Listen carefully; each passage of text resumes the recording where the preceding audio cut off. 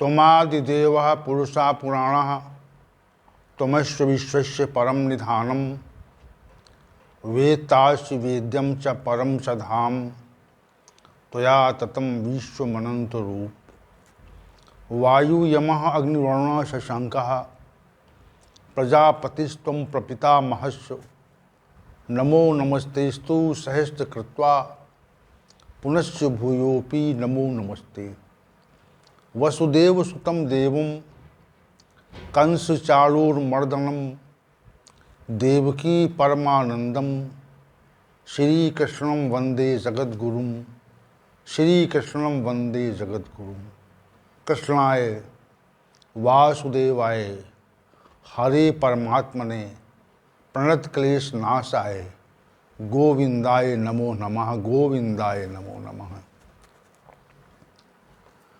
हम सभी आज पुनः भगवद गीता के इस ज्ञान सत्र में उपस्थित हैं और सभी श्रद्धालु जन इस सत्र में उपस्थित होकर गीता ज्ञान की चर्चा को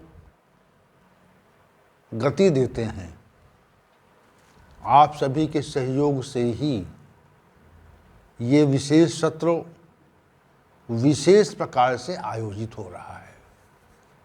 संपूर्ण गीता प्रवचन की जो श्रृंखला है वह इसके निर्माण के लिए हम सभी प्रयत्नशील हैं।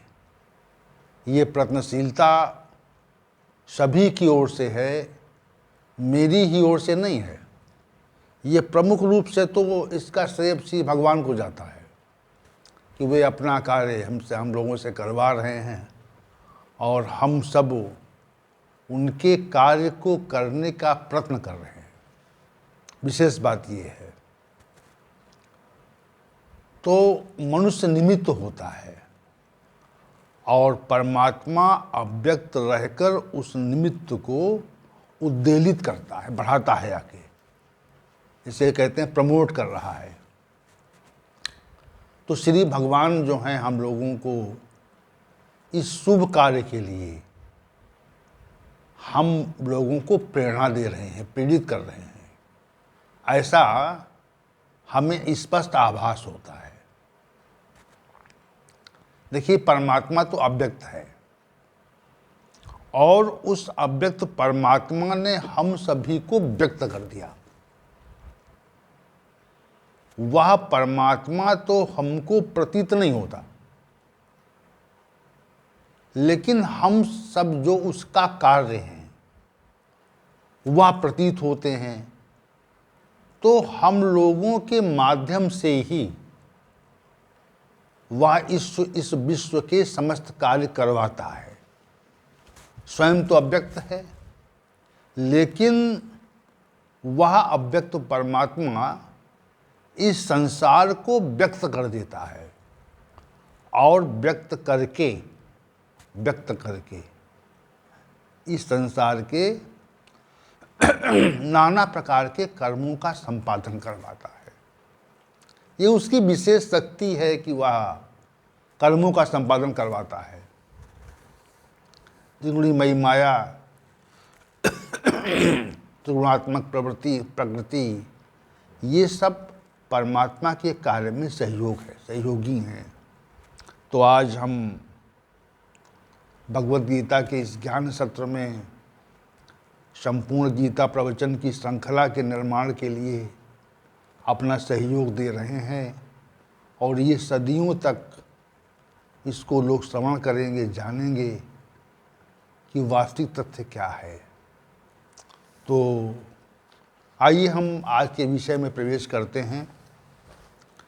कल के सत्र में हम सभी ने श्लोक संख्या 14 के अध्याय संख्या 14 के श्लोक संख्या 13 को समाप्त किया था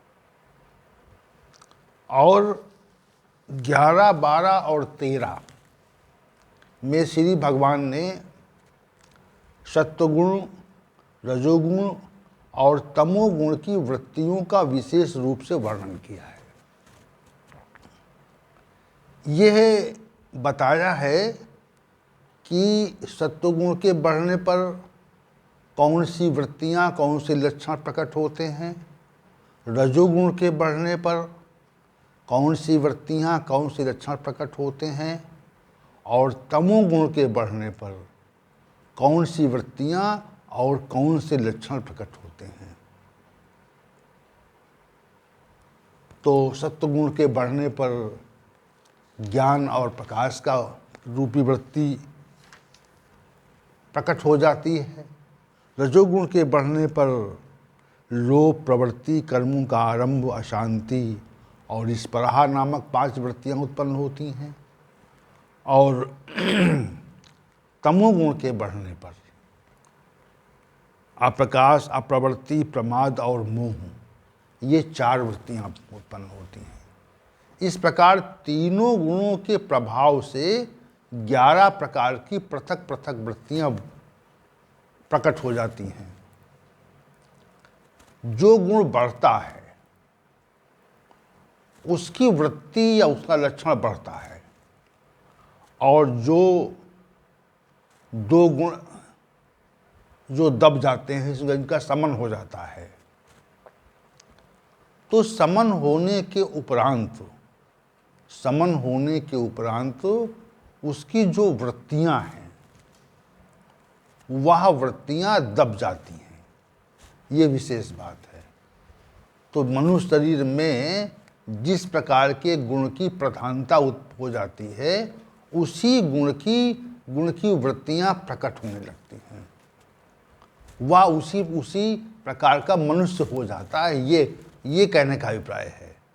वह मनुष्य उसी प्रकार का हो जाता है जिस प्रकार की उसकी वृत्ति हो, इस प्रकार का उसका गुण होता है, वैसी ही वृत्ति प्रकट होती है। अब यहाँ पर एक प्रश्न और उठता है।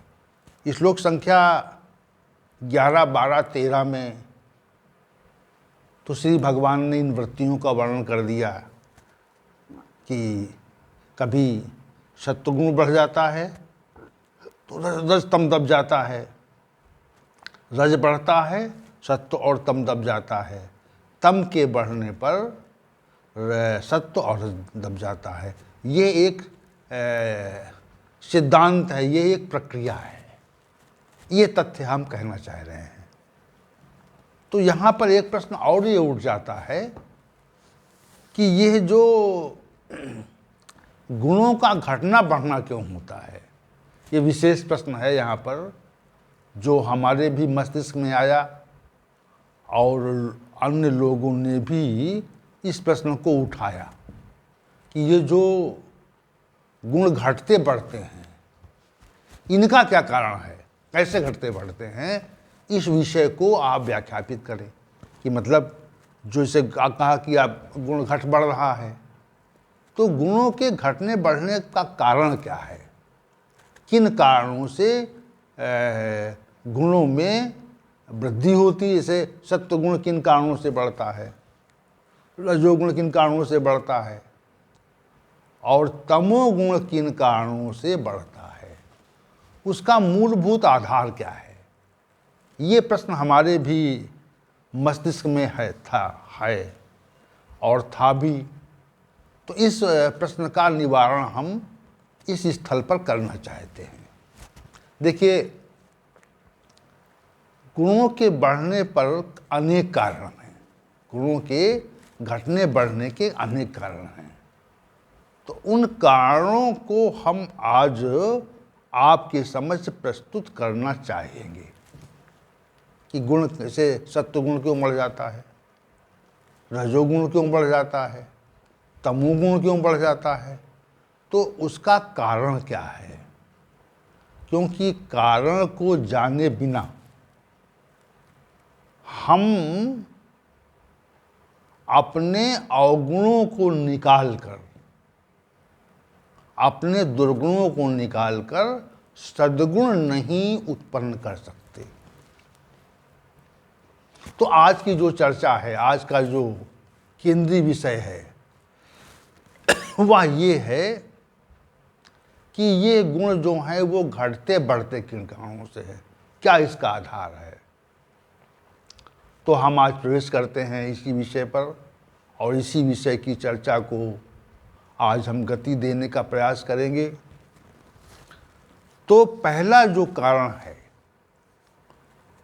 कौन सा गुण बढ़ेगा, इसमें जो पहला मूलभूत कारण है वह पूर्व जन्म के संस्कार है।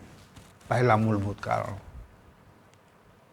कि देखिए, बहुत से मत वाले मनुष्य जो हैं वह पूर्व जन्म को नहीं मानते हैं, पूर्व जन्म की व्यवस्था को नहीं मानते हैं।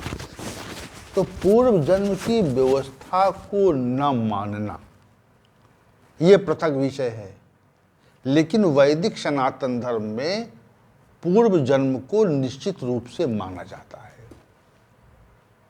पूर्व जन्म को निश्चित रूप से माना जाता है।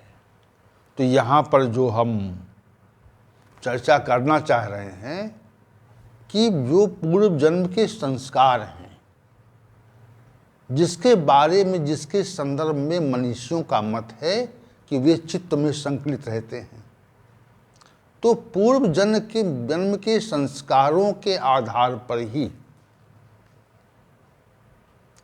हमारे अंदर या मनुष्यों के अंदर गुणों की प्रधानता रहती है। जैसे पूर्व जन्म के संस्कार यदि सत्वगुणी होंगे तो इस जन्म में भी मनुष्य सत्वगुणी होगा, ये हम कहना चाह रहे हैं। पूर्व जन्मों के संस्कार का अभिप्राय है कि यदि पूर्व जन्म में मनुष्य सत्वगुणी था तो इस जन्म में भी वह मनुष्य सत्वगुणी स्वभाव का होगा। पूर्व जन्म में यदि मनुष्य रजोगुणी स्वभाव का था तो वह मनुष्य इस जन्म में रजोगुणी स्वभाव का होगा, इसमें दो मत नहीं है। तीसरी बात, यदि मनुष्य विगत जन्म में तमोगुणी स्वभाव का था तो इस जन्म में भी वह तमोगुणी स्वभाव का होगा। तमोगुण की प्रधानता उसके अंदर देखी जाएगी। तो पूर्व जन्म के जो संस्कार हैं वह वर्तमान जन्म में प्रकट हो जाते हैं, ऐसा हमारा मानना है। ऐसा मानना नहीं है, ऐसा मनीषियों का मानना है। ऐसा मनीषियों का कहना है, शास्त्रों का कहना है कि पूर्व जन्मों के आधार पर ही मनुष्य के अंदर गुण की प्रधानता रहती है। पूर्व जन्म अगर सत्वगुणी प्रधान रहा है तो वर्तमान जन्म भी सत्वगुणी प्रधान होगा। पूर्व जन्म यदि रजोगुणी प्रधान रहा है तो ये जन्म भी रजोगुणी प्रधान होगा। पूर्व जन्म यदि तमोगुणी प्रधान रहा है तो वर्तमान जन्म भी तमोगुण की प्रधानता उसके अंदर देखी जाएगी। ये कथन का अभिप्राय हमारा है। तो पूर्व जन्म के संस्कार जो हैं वह मनुष्य के अंदर उपस्थित त्रिगुणों का आधार है। और फिर यहाँ पर एक बात और भी शास्त्र सम्मत हम स्पष्ट करना चाहते हैं कि कोई भी तमोगुणी मनुष्य प्रयास से रजोगुणी बन सकता है और रजोगुणी मनुष्य प्रयास से सत्वगुणी बन सकता है।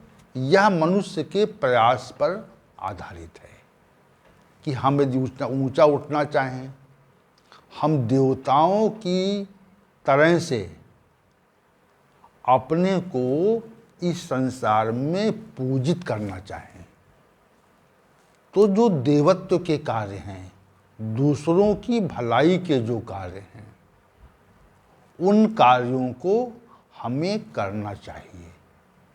तो तमोगुणी मनुष्य अपने प्रयास से रजोगुणी रजोगुणी मनुष्य अपने प्रयास से सत्वगुणी बन सकता है। ये मनुष्य के प्रयास की बात है। परंतु प्रयास भी ऐसे नहीं होता। खैर, ये चीज़ हमने एक प्रक्रिया बता दी कि ऐसा हो सकता है। कोई भी अज्ञानी मनुष्य ज्ञानवान बन सकता है, इतनी सी बात है, इतना कथन है हमारा। दूसरा जो कारण है कि मनुष्य में के अंदर गुण की प्रधानता कैसे होती है, तो दूसरा जो कारण है वह माता पिता की प्रवृत्ति होती है। क्योंकि हम सभी माँ के रज से और पिता के वीर से उत्पन्न होते हैं, तो माता और पिता के जो गुण हैं, जिन जिन गुण की प्रधानता माता और पिता में है, वह बहुधा पुत्र में भी देखी जाती है। पुत्र में भी उन गुणों की प्रधानता देखी जाती है कि गुण, अगर माँ सत्वगुणी है और पिता भी सत्वगुणी है, तो उस व्यक्ति के अंदर सत्वगुण की प्रधानता होगी। माता सत्वगुणी है, पिता रजोगुणी है, तो उस मनुष्य के अंदर सत्व प्रधान होगा, रज जो है वह शिथिल होगा, रज जो गौड़ होगा। दूसरी बात, पिता अगर सत्वगुणी है, माता तमोगुणी है, तो वो संतान जो है उसमें तमोगुण की प्रधानता होगी और सात्विक गुण जो है गौड़ रूप से रहेगा।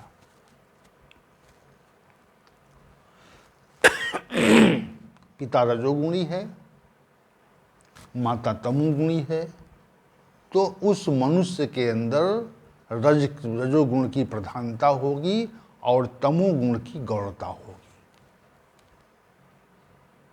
माता तमोगुणी है, पिता रजोगुणी है, तो उस मनुष्य के अंदर तमगुण की प्रधानता होगी, रजगुण की गौरता होगी। अगर एक ही गुण की प्रधानता वाले माता पिता हैं, तो वह गुण उसकी संतान में प्रमुख रूप से प्रकट रहेगा। जैसे सत्वगुणी माता सत्वगुणी पिता के संयोग से प्रकट होने वाली संतान सत्वगुणी ही होती है। दूसरी बात, रजोगुण प्रधान माँ, रजोगुण प्रधान पुरुष से उत्पन्न होने वाली संतान रजोगुणी ही होती है, मूलता होती है। तीसरी बात, तमोगुणी माँ और तमोगुणी पिता से उत्पन्न होने वाली संतान तमोगुणी ही होती है। ये एक निश्चित सिद्धांत है, ऐसा शास्त्रों और मनीषियों का कथन है, और ऐसा इस संसार में विचार करने पर देखा भी जाता है। हमारा अपना कोई मत नहीं है, किसी विषय में नहीं दे रहे हैं हम शास्त्रों के मतों और मनीषियों के मतों को आपके समझ प्रकट करते हैं। फिर आपका प्रयास है कि उस सिद्धांत और मत का परीक्षण करें। तो यहाँ पर जो दूसरा कारण है, गुणों का शरीर में रहना, उसका जो दूसरा कारण है वह माता पिता की प्रवृत्ति है। माता पिता के संस्कार मनुष्य के अंदर चित्त में रहते हैं। अब आइए तीसरा कारण, जन्म स्थान। इस संसार में अनेक स्थल ऐसे हैं जहाँ पर सत्वगुण की प्रधानता है। कुछ स्थान ऐसे हैं जहाँ पर रजोगुण की प्रधानता है, और कुछ स्थान ऐसे हैं जहाँ तमोगुण की प्रधानता है। क्योंकि ये समग्र विश्व ही त्रिगुणात्मक है।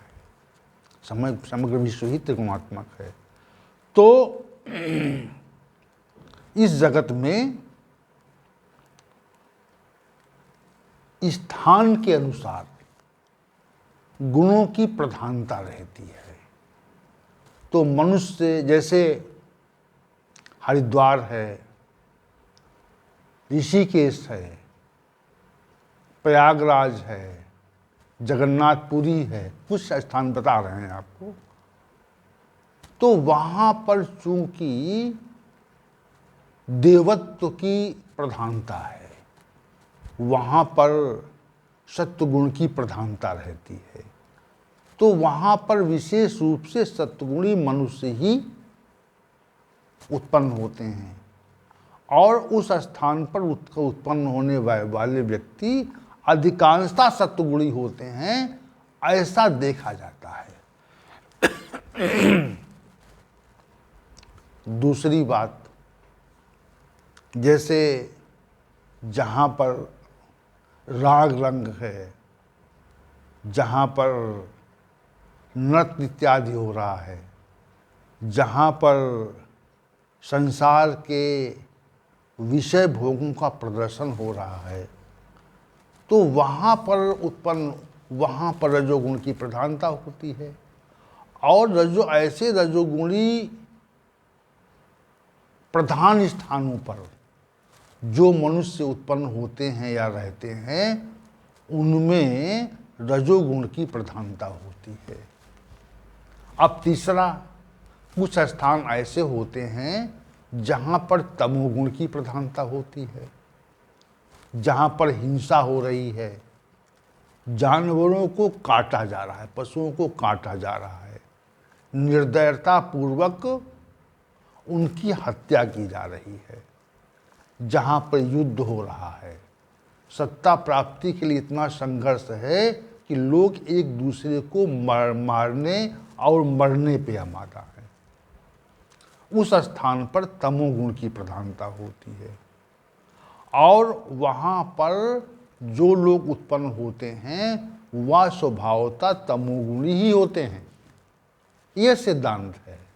तो तीसरा जो कारण है वह जन्म स्थान है, कि हमारा जन्म कहाँ पर हुआ है।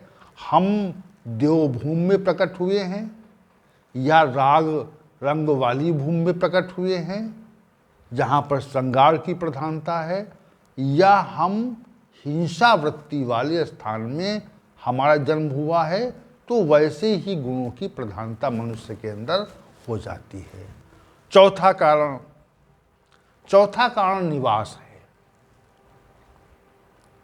हम किस निवास में रहते हैं, किस जगह स्थान में रहते हैं, जन्म स्थान जहाँ पर जन्म हुआ है, और क्या हम वहीं पे रह रहे हैं। अगर कोई तमोगुणी मनुष्य है जो तमोगुण प्रधान स्थान पे उसका जन्म हुआ है, तो वह यदि किसी आश्रम में रहने लगे किसी कारणवश, तो उसमें सत्वगुण का जो स्वरूप है, सत्वगुण की जो मात्रा है, वह धीरे धीरे स्वतः बढ़ती जाती है।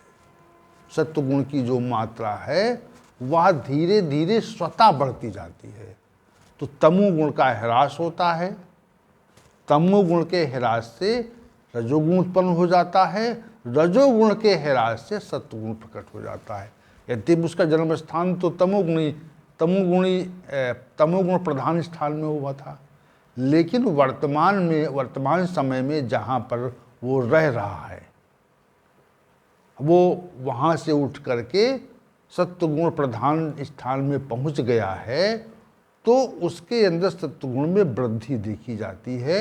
ये हमारा कथन है यहाँ पर।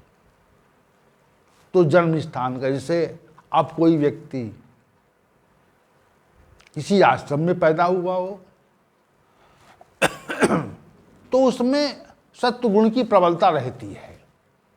जहाँ पर मंत्रों का उच्चार हो रहा है, जहाँ पर यज्ञ आदि हो रहे हैं, जहाँ पर परमार्थिक कर्म हो रहे हैं, तो ऐसे उत्पन्न स्थानों में जो मनुष्य उत्पन्न होता है वह मनुष्य वास्तविक रूप से सत्वगुण ही होता है अधिकांशतः।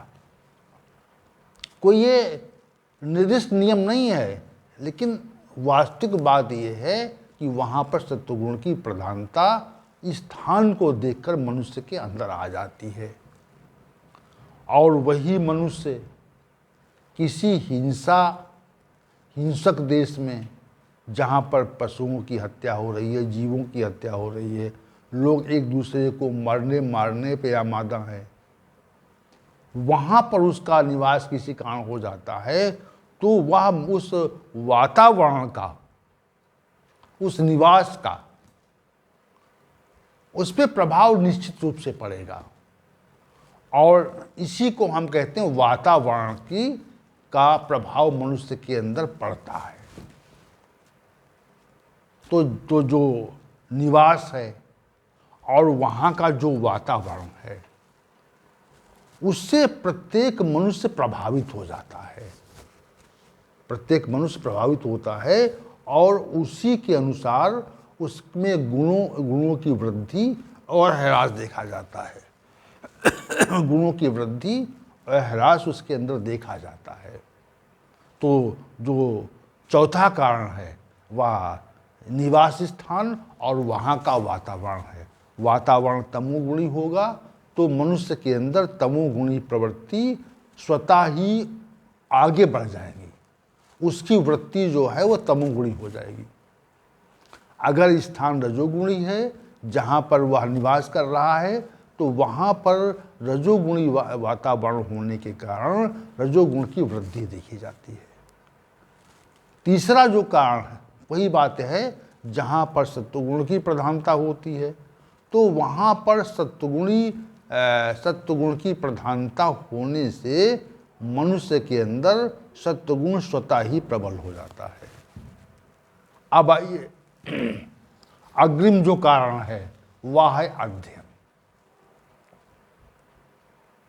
हम क्या पढ़ते हैं, हम प्रतिदिन किसका अध्ययन करते हैं, और जिस प्रकार का अध्ययन करते हैं तो उसी प्रकार के विचार हमारे अंदर प्रकट होने लगते हैं। हम शास्त्रों का अध्ययन करते हैं तो सात्विक विचार प्रकट हो जाते हैं। हम श्रृंगारपरक पुस्तकों का अध्ययन करते हैं तो हमारे अंदर रजोगुणी स्वभाव पैदा हो, रजोगुण की प्रधानता होने लगती है। और हम यदि विकृत, हिंसात्मक और विचार वाले साहित्यों का अध्ययन करते हैं, पुस्तकों को पढ़ते हैं या चित्र को देखते हैं, चलचित्रों का देखते हैं, तो हमारे अंदर निश्चित रूप से तमोगुण की प्रधानता होने लगती है। तो जो तीसरा कारण है वह है अध्ययन। और चौथा जो विशेष कारण है, जो अग्रिम विशेष कारण है, वह भोजन है। भोजन को तो हमें पहले लेना चाहिए था, लेकिन भोजन, सात्विक भोजन से सत्वगुण बढ़ता है, रजोगुणी भोजन से रजोगुण बढ़ता है, तमोगुणी भोजन से तमोगुण बढ़ता है। ये विशेष बात है। इसमें कोई सी सिद्धांत में कोई दो मत नहीं है। जैसा भोजन होगा वैसे हमारे अंदर गुणों की वृद्धि देखी जाती है निश्चित रूप से। इसमें दो मत नहीं हो सकते, एक मत है। तो आपको सत्वगुण बढ़ाना है तो सत्वगुणी भोजन लीजिए, तमोगुण बढ़ाना तो तमोगुणी भोजन लीजिए, और रजोगुण बढ़ाना है तो रजोगुणी भोजन लीजिए। तो भोजन भी एक कारण है गुणों के घटने बढ़ने में। अग्रिम जो कारण है वह स्मरण और चिंतन। हमारा स्मरण चिंतन कैसा है? हमारा स्मरण चिंतन जो है परमात्मा की ओर है या संसार की विषय वासनाओं की ओर है, या संसार में जो छीना झपटी है, दूसरे के अधिकारों का हनन है, वैसा स्मरण चिंतन है। तो जैसा स्मरण चिंतन होता है मनुष्य का, उसी प्रकार से गुणों की वृद्धि घटती और बढ़ती रहती है। सत्वगुणी चिंतन से सत्वगुण बढ़ेगा, रजोगुणी चिंतन से रजोगुण बढ़ेगा और तमोगुणी चिंतन से तमोगुण स्वतः बढ़ जाता है। ये अग्रिम कारण है। दूसरी संगति, वार्तालाप। हम जैसी वार्ता करते हैं, जैसी संगत रखते हैं, तो संगत का प्रभाव भी मनुष्य के गुणों में वृद्धि और ह्रास का कारण माना जाता है। संगत आधार है। हम जिस व्यक्ति के हम यदि सत्वगुणी व्यक्ति के संपर्क में रहते हैं तो सत्वगुण का बढ़ना निश्चित है। हम यदि रजोगुणी मनुष्य के संगति में रहते हैं तो हम में रजोगुण की प्रधानता बढ़ती जाती है। और यदि हम तमोगुणी मनुष्य